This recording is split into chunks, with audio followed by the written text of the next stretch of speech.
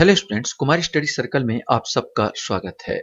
जैसे कि आप लोग जानते हैं कि नए क्रिमिनल लॉ बिल से सारा जीवन, सब व्यक्ति का जीवन प्रभावित जरूर होगा। ये अच्छे के लिए है, बहुत अच्छा कानून है। 150 साल पुराना अंग्रेजों का दिया हुआ कानून को बदल दिया गया है और नए कानून आए हैं। इससे दृष्टिकोण से देखा जाए तो आप भी प्रभावित होंगे, मतलब एग्जाम में इससे संबंधित कुछ ना कुछ क्वेश्चन जरूर पूछा जाएगा और पूछेंगे।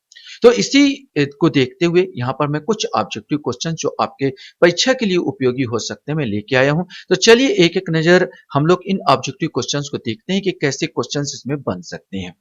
पहला क्वेश्चन है, संसद में 2023 में कितने संशोधित आपराधिक कानून विधेयक पारित किए गए? ये आपको बताना है। 5, 4, 3 या 2। सही आंसर सी आएगा, 3 विधेयक इसमें पारित किए गए हैं।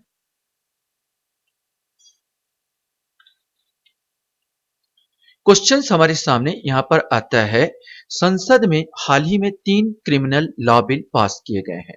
निम्न में से कौन सा विधेयक इसमें से नहीं है, ये आपको बताना है। भारतीय न्याय संहिता नीति 2023, भारतीय नागरिक सुरक्षा संहिता नीति 2023, भारतीय साक्ष्य विधेयक नीति 2023 या भारतीय संपत्ति अधिनियम नीति 2023।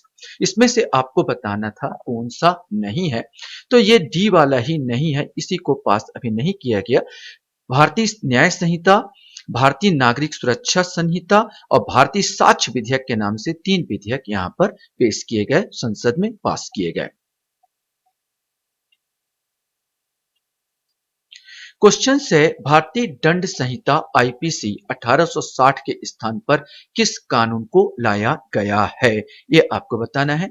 भारतीय न्याय संहिता नीति 2023, भारतीय नागरिक सुरक्षा संहिता नीति 2023, भारतीय साक्ष्य विधेयक नीति 2023 या भारतीय दंड अधिनियम 2000 नीति 2023।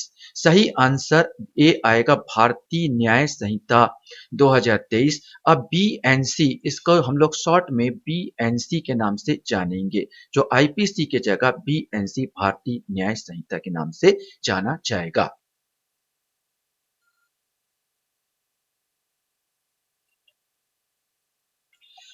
क्वेश्चन से, आपराधिक प्रक्रिया संहिता 1973 सीआरपीसी क्रिमिनल प्रोसीजर कोड के स्थान पर कौन सा नया कानून लाया गया है?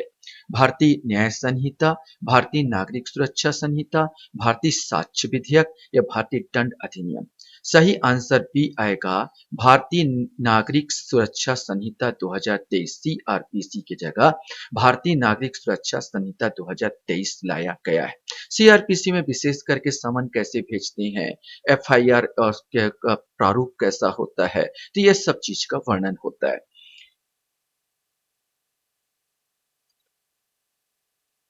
क्वेश्चन हमारे सामने यहाँ पर था कि भारतीय दंड संहिता आईपीसी 1860 में कुल 511 धाराएं थी।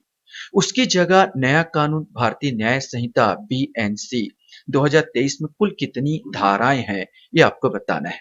बढ़ा दिया गया है या घटा दिया गया है, कि वही रखा गया कि 511 है, 642 है, 358 है या 425 है। सही आंसर सी आएगा, 358। माने अब जो फालतू के जो धाराएं थी वो सबको हटा दिया गया और अभी 358 धाराएं हैं, 358 इसमें। भारतीय न्याय संहिता नीति 2023 में कितने नए अपराध जोड़े गए हैं? 18, 20, 24 या 21? इसमें से आपको बताना है कि कितने नए अपराध को जोड़े गए हैं। सही आंसर इसका डी आएगा, 21 नए अपराध को जोड़े गए हैं। हाँ, यहाँ पर मैं थोड़ा सा बता देना चाहता हूँ, बहुत सारे मैं सर्च मार रहा था तो मुझे बहुत सारे पेपर में 20 बताए गए हैं कि 20 दिए गए हैं, लेकिन बहुत सारे जो लेटेस्ट में अपडेट देखता हूँ उसमें बोला गया है कि 21 अपराध को जोड़े गए हैं। आप भी सर्च कर सकते हैं, अभी बिल्कुल वो है, करंट का चीज है। आप भी देख के बताएंगे। मुझे लगता है कि जो 21 वाले बोल रहे हैं 21 सही होना चाहिए, 20 नहीं 21। मैं करंट देखा था, लेटेस्ट देखा था तो मुझे 21 लगा, तो मैं यहाँ पर 21 आंसर लेके चल रहा हूँ। बहुत सारे 21 लेके चल रहे हैं, आप सर्च मार सकते हैं, देख सकते हैं।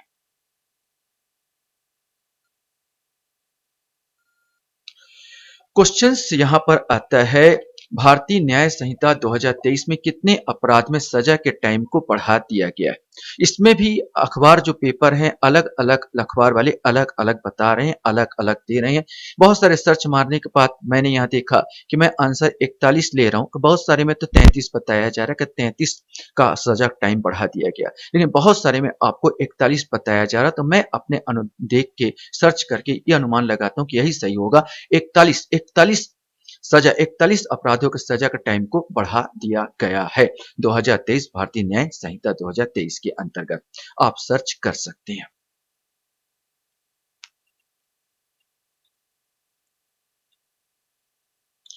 क्वेश्चन से पहले आपराधिक प्रक्रिया संहिता 1973 सीआरपीसी में कुल 484 धाराएं थी। इसे बदलकर नए कानून भारतीय नागरिक सुरक्षा संहिता 2023 लाया गया। इसमें कितनी धाराएं हैं? अब इसमें बताना है कि बढ़ाया गया है या घटाया गया है। 500, 480, 420 या 531। इसमें कुछ धाराएं बढ़ा दी गई है और अभी वर्तमान में 531 धाराएं कर दी गई है। भारतीय साक्ष्य विधेयक 2023 में कितनी धाराएं? डायरेक्ट पूछ रहा हूं। भारतीय साक्ष्य विधेयक 2023 में कितनी धाराएं हैं? 204, 224, 170 या 305? सही आंसर सी आएगा, 170 धाराएं हैं।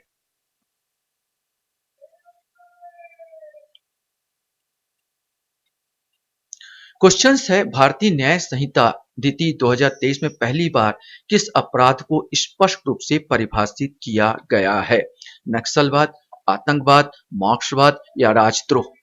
सही आंसर इसमें डी बी आएगा, आतंकवाद। आतंकवाद का कोई जिक्र नहीं था, जिसको संहिता में आतंकवाद करके कोई अपराध का कोई जिक्र नहीं था, जिसको स्पष्ट रूप से परिभाषित किया गया है इस अधिनियम के तहत। भारतीय न्याय संहिता द्वितीय 2023 में मॉब लिंचिंग के लिए अधिकतम सजा क्या है? धार्मिक आधार पर जो मारे जाते हैं, धर्म के आधार पर, भेदभाव के आधार पर, सब के सब झुंड लोग जो मार देते हैं, उसकी अधिकतम सजा क्या है आपको बताना है। 7 वर्ष का कठोर कारावास, 10 वर्ष का कठोर कारावास, आजीवन कारावास या मृत्युदंड? सही आंसर डी आएगा, मृत्युदंड। उसको अधिकतम कारावास मृत्युदंड दिया जाएगा।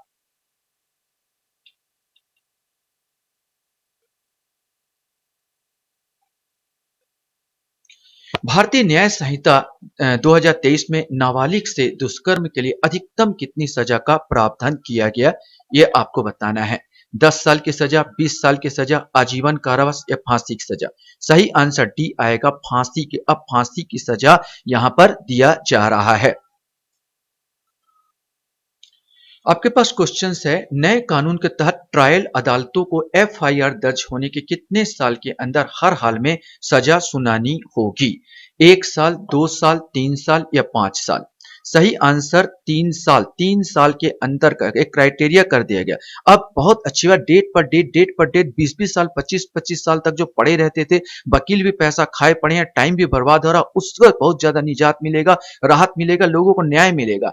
और अभी कह दिया कि भाई किसी भी हालत में आपको 3 साल के अंदर सजा सुनानी ही होगी, जो एक बहुत अच्छा निर्णय है, बहुत अच्छा कानून यहाँ पर बताया जा रहा है।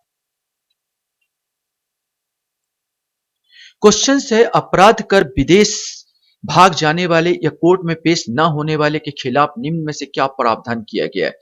उसकी अनुपस्थिति में सुनवाई होगी, उसकी अनुपस्थिति में सजा भी सुनाई जा सकेगी। केवल एक सही है, केवल दूसरा सही है, दोनों गलत है, दोनों सही है। अब बिल्कुल सही है, दोनों सही है। अब ऐसा नहीं कि आप भाग गए थे, पहले बोला जाता बिना सुनवाई के सजा नहीं हो सकती। यहाँ पर लोग भाग गए हैं और इंतजार कर रहे हैं कब पकड़ के लाएंगे, कब उनको सजा मिलेगी। उनको सजा सुनाई जा सकती है, सुनवाई भी हो सकती है। अगर आप नहीं आते कोर्ट में तो भी आपके खिलाफ सुनवाई होगी और सजा भी सुना दी जाएगी।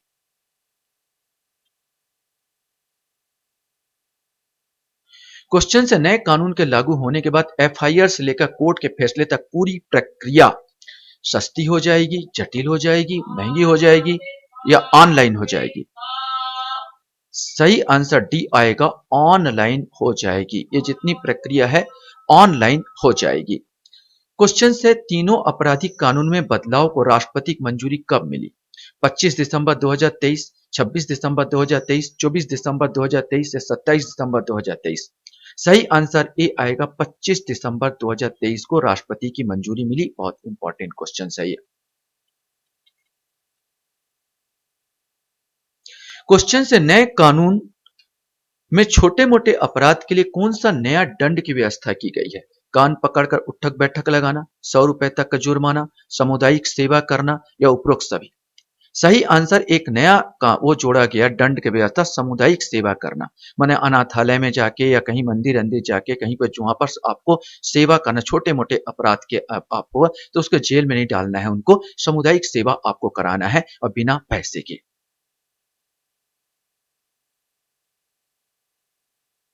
क्वेश्चन है भारतीय न्याय संहिता 2023 के अनुसार जो कोई 16 वर्ष से कम आयु की किसी महिला से बलात्संग करता है तो उसे न्यूनतम कितने वर्ष का कारावास की सजा होगी ये आपको बताना है।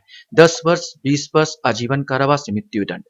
आप न्यूनतम कितने वर्ष? न्यूनतम 20 वर्ष। सबसे इंपॉर्टेंट चीज है, पहले तो 7 वर्ष से ज्यादा कारावास होता ही नहीं था, अभी इस चीज को बढ़ाकर 20 वर्ष, न्यूनतम आपको 20 साल तक सजा आपको काटनी होगी अगर आप किसी नाबालिग साथ बलात्संग करते हैं तो।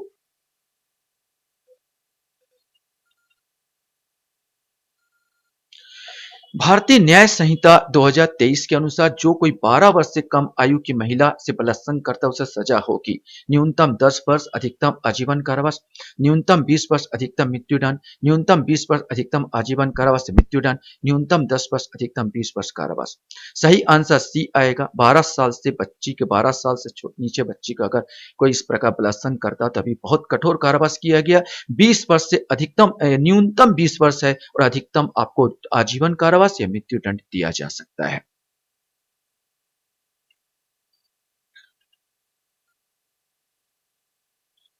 क्वेश्चन से नए बिल के किस वर्ग को प्राथमिकता दी गई है ये आपको बताना है।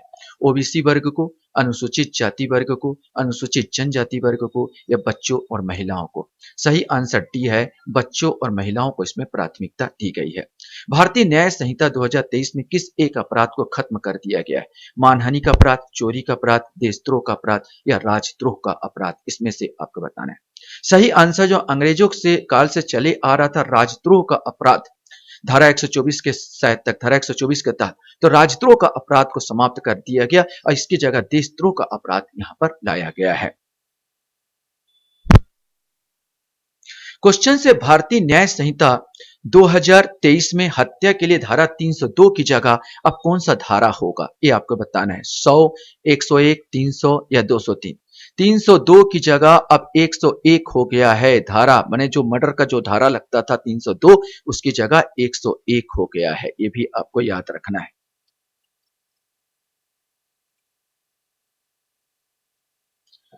उसी प्रकार एक क्वेश्चन और है कि भारतीय न्याय संहिता 2023 में ठग के लिए 420 की जगह अब कौन सा धारा होगा?